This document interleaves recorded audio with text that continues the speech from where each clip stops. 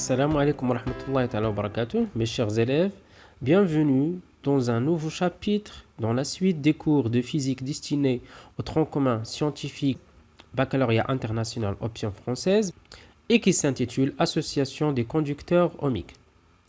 Tout d'abord, on fera un petit rappel concernant le conducteur ohmique. Comme on l'a vu déjà l'année dernière, le conducteur ohmique est un dipôle qui est passif. Qu'est-ce que ça veut dire passif? Ça veut dire que la tension entre ces bornes est égale à 0 lorsque le courant qui le traverse est nul. Alors, le conducteur ohmique il est caractérisé par une grandeur physique qui s'appelle la résistance. Pourquoi? Parce qu'il résiste au passage du courant.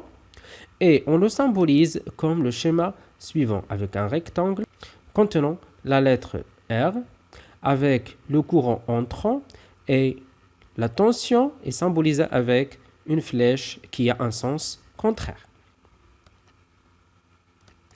Maintenant, on va parler de la caractéristique d'un conducteur ohmique. Alors, la caractéristique d'un conducteur ohmique, c'est la relation qui relie la tension entre ces bornes et le courant qui le traverse. On sait tous que la tension UAB aux bornes du conducteur ohmique est proportionnelle à l'intensité du courant qui le traverse, de telle façon que la relation suivante UAB égale AR fois I s'appelle la loi d'Ohm. Ou inversement, on peut écrire I égale AG fois UB, tel que R, ça sera la résistance du conducteur, son unité est l'ohm. Et bien sûr, cette loi-là, qui est la loi d'Ohm, est une fonction linéaire de telle façon que UAB est égal à un facteur directeur de la courbe qui est représenté en rouge fois I qui est le courant qui le traverse. Alors, G, qu'on a vu dans la deuxième relation, on peut écrire que G égale à I sur EAB ou bien G égale à l'inverse de la résistance et qu'on va appeler la conductance du conducteur ohmique. Son unité en système international est le Siemens avec S en majuscule. Alors, comme la courbe représentée ici, on peut faire un exemple de calcul de la résistance du conducteur ohmique qui a la caractéristique suivante représentée sur cette courbe. Alors, on va choisir un point de telle façon que le point soit sur la courbe en rouge et on va faire une projection sur l'axe des tensions. On va trouver ici la tension qui est égale à 3, donc U égale à 3 volts. Et puis on va faire la deuxième projection sur l'axe des intensités de courant. Et on va trouver que l'intensité est égale à 300 mA. On va la convertir en ampères, ça va donner 0,3 ampères. Après l'application numérique, on trouve que la résistance est égale à 10 ohms. On peut même calculer la conductance, sachant que G égale à l'inverse de la résistance ou bien l'intensité sur la tension. On trouve que G égale à 0,1 Siemens ou bien 100 millisiemens. Faites attention, grand S n'est pas petit s. Petit s c'est la seconde, grand S c'est le Siemens. Maintenant on va parler de la résistance d'un fil sous forme cylindrique. Alors, un fil métallique avec une section fixe, c'est quoi la section? Ça veut dire la surface comme si le fil est un cylindre, alors il aura une face. Alors, la face, sa surface, ça s'appelle la section. Donc, il a une section fixe. Les expériences montrent que la résistance R est liée à la longueur en mètres et la section en mètres carrés par la relation suivante. Donc, la résistance d'un fil cylindrique est égale à ρ fois L sur S, tel que ρ, c'est la résistivité ohmique. L'unité, c'est l'ohm-mètre. Donc, ohm fois mètre. Ici, on a des résistivités de quelques métaux à 25 degrés. Par exemple, l'argent, c'est 1,6, 10-8 ohm-mètre. Le cuivre, 1,7. Le fer est 9,6.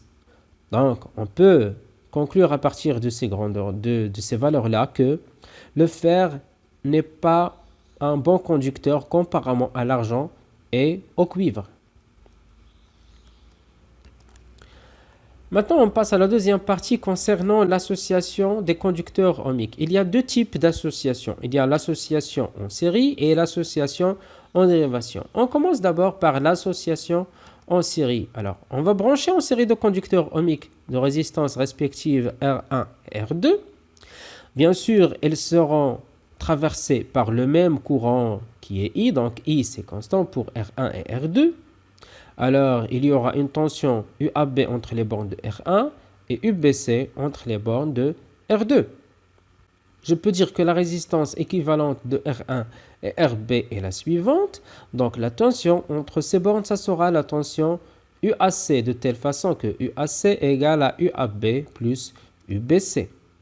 Alors, c'est ça ce qu'on trouve expérimentalement. On trouve que R équivalente est égal à R1 plus R2. On va démontrer cette relation théoriquement. Alors, d'après la loi d'Ohm, on a UAB égale à R1I et UBC égale à R de I et UAC est égal à R équivalente fois I. Et d'après la loi d'additivité de tension, UAC égale à UAB plus UBC. Donc, on va remplacer chaque tension par sa valeur. Et on trouve que R équivalente I égale R1I plus R de I. En simplifiant par l'intensité, et on trouve que R équivalente est égal à R1 plus R2. En général, si on branche en série N conducteurs ohmiques, la résistance équivalente, ça sera la somme des valeurs de résistance de tous les conducteurs ohmiques branchés en série. Maintenant, on va passer à la deuxième partie qui concerne l'association en dérivation. Qu'est-ce que ça veut dire en dérivation? Ça veut dire qu'on va monter les deux conducteurs ohmiques en parallèle. Bien sûr, ils auront la même tension entre leurs bornes. Donc, pour R1, je trouve que UAB égale à R1 fois I1 et UAB égale à R2 fois I2. Donc, R équivalente, ça sera la résistance équivalente entre R1 et R2. Alors, on trouve expérimentalement que l'inverse de la résistance équivalente est égal à l'inverse des deux résistances des deux conducteurs ohmiques branchés en dérivation. On va démontrer cela d'après la loi des nœuds dans le nœud A, ici. Donc, dans le nœud A, on trouve que I est égal à I1 plus I2. C'est ça ce qu'on va écrire. Et d'après la loi d'Ohm, on sait que I1 égale UAB sur R1 et I2 égale UAB sur R2 et I est égal à UAB sur R équivalente. Donc, on va remplacer I par UAB sur R équivalente, I1 par UAB sur R1 et I2 par UAB sur R2. Alors, on trouve ici qu'on a la même tension. On va simplifier par UAB, UAB, UAB. On va trouver 1 sur R équivalente égale 1 sur R1 plus 1 sur R2. Ce résultat confirme ce qu'on trouve expérimentalement. On peut dire aussi que G équivalente est égale à G1 plus G2, tel que G équivalente, c'est la conductance équivalente.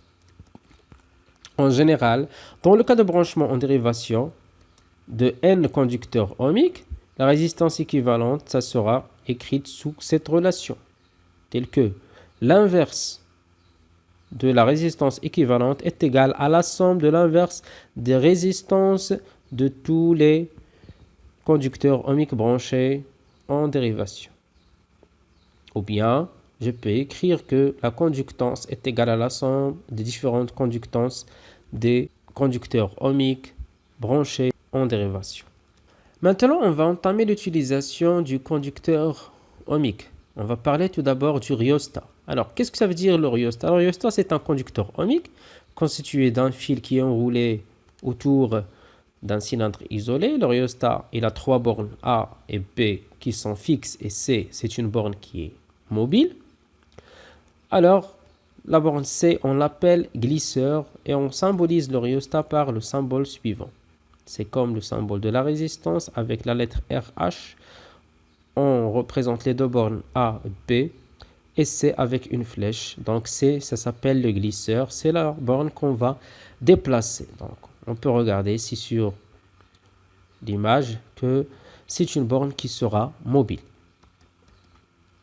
Alors, on relie les deux bornes A et B du rhéostat. Donc, sa résistance est égale à 2 kΩ à 1 ohmmètre et on déplace le glisseur C. On remarque que la résistance totale du rhéostat ne change pas lorsqu'on déplace C. Alors, RAB est égal à 2 kΩ. Maintenant, on relie les deux bornes C et B du rhéostat. Lorsqu'on déplace le glisseur C vers B, la valeur de la résistance diminue. Et lorsqu'on déplace C vers A, augmente.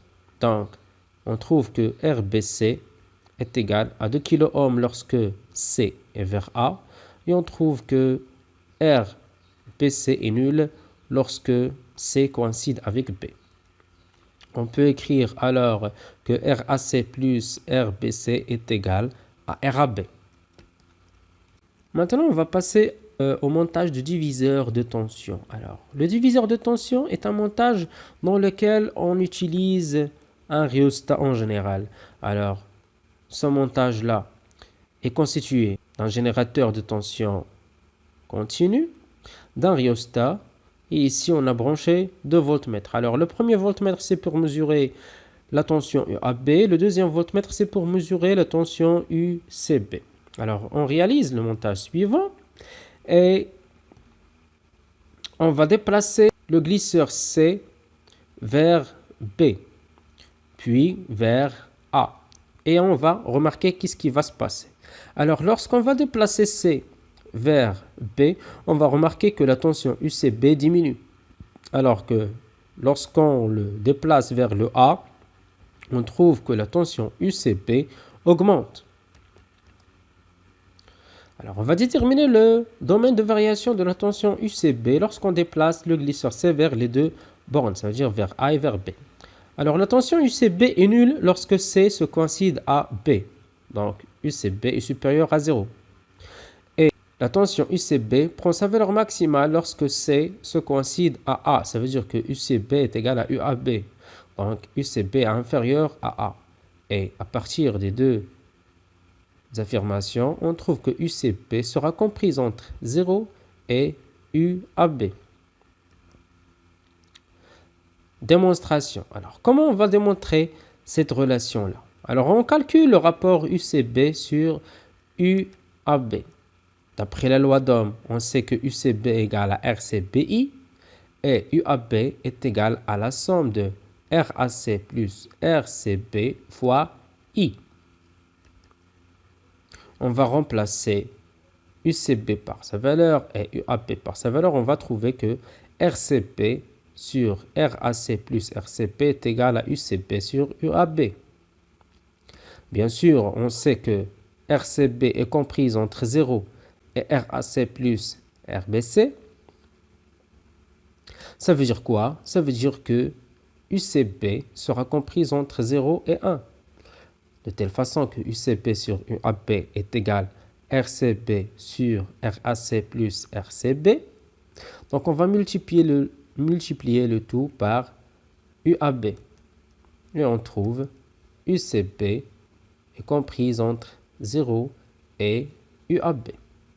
Mes chers élèves, mon cours a touché sa fin. J'espère que mes explications vous ont aidé à mieux comprendre la notion d'association des conducteurs ohmiques. Si vous avez n'importe quelle question, vous n'avez qu'à la poster en commentaire et je serai ravi de vous répondre. Et merci et à la prochaine.